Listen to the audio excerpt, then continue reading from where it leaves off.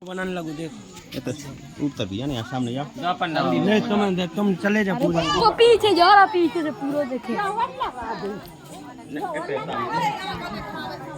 हाँ अरे रुक जाओ साइड हो रहा है इतना ही हाँ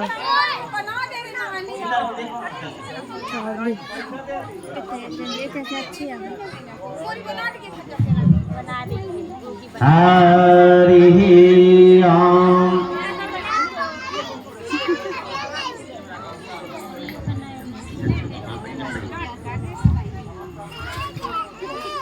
संतान सत्यव्रत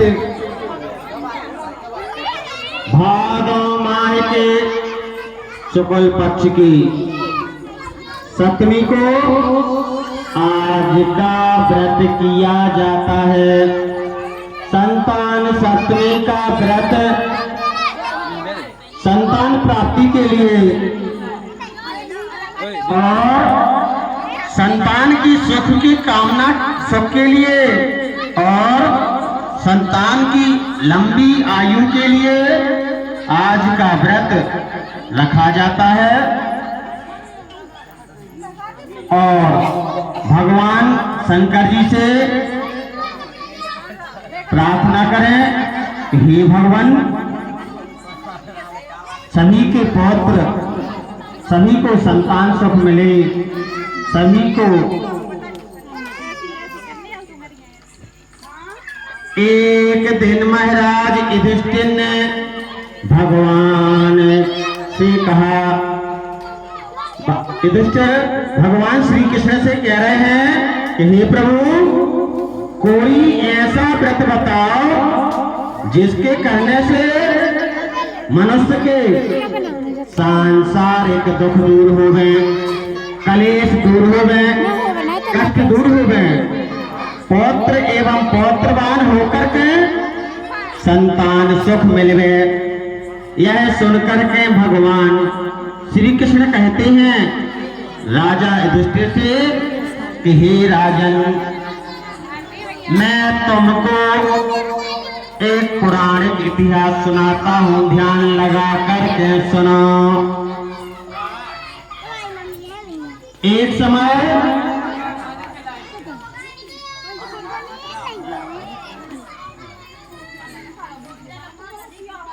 ब्रजराज की मथुरापुरी में देवकी और वसुदेव के घर लोमस ऋषि पधारे और लोमस ऋषि की आगवानी करी।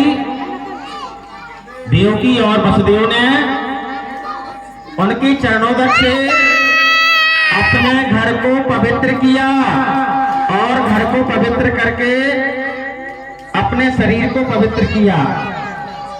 और कथा कहते कहते आगे लोमस ऋषि कहते हैं कि हे देवकी, दुष्ट दुराचारी कंस ने तुम्हारे कई पुत्रों को मार दिया है, जिससे जाकर के तुम्हारा मन दुखी है। इसलिए तुम संतान सप्तमी का व्रत करो।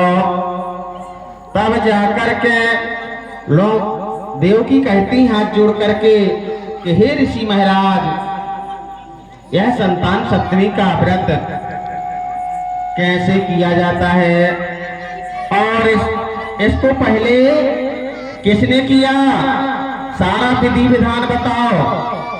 तब जाकर के लोमस ऋषि कहते हैं कि हे देवकी सुनो, अयोध्या के राजा नहुष थे, उनकी पत्नी का नाम चंद्रमुखी और ब्राह्मणी का नाम भद्रमुखी था। दोनों को संतान का सुख मिला और अनेक प्रकार के सुखों को भोग करके वह भी अंत में शिवधाम वैकुंठ जाते हैं। यह सुनकर के देवकी ने हाथ जोड़कर के मुनि से कहा कि हे ऋषिराज, कृपा करके रानी चंद्रमुखी का सारा वृतांत बताओ, सारी कथा बताओ।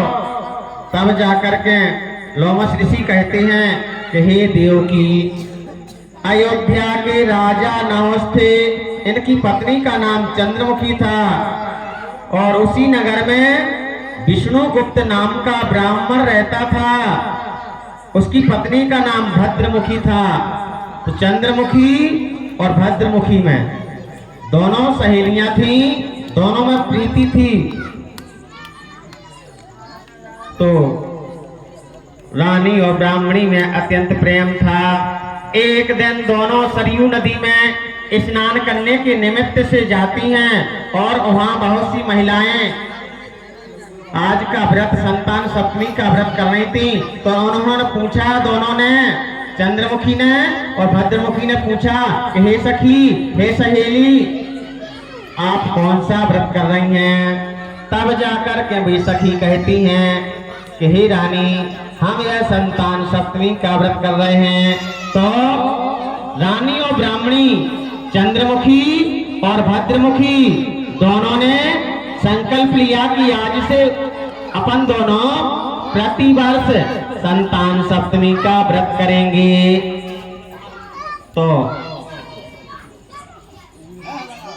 सरयू नदी में स्नान करके वहां जब बहुत सी स्त्रियों को देखा, वह संतान सप्तमी का व्रत कर रही थी। निर्मल वस्त्र पहन करके, मंडप बना करके, शंकर जी एवं पार्वती जी की मूर्ति की स्थापना करके पूजा कर रही थी।